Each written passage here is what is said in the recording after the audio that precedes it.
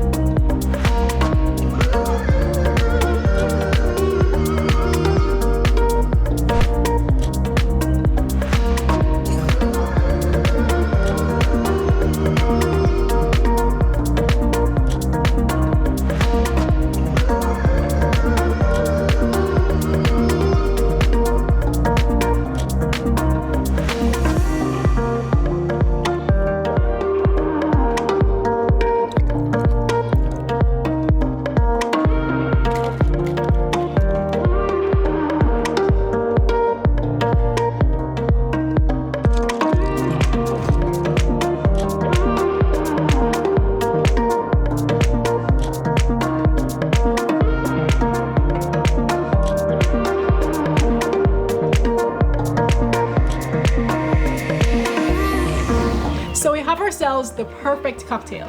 CPJ will be posting the video and photo tutorials on their website, where you can also see a full ingredients list. Remember, follow us on Instagram for more updates.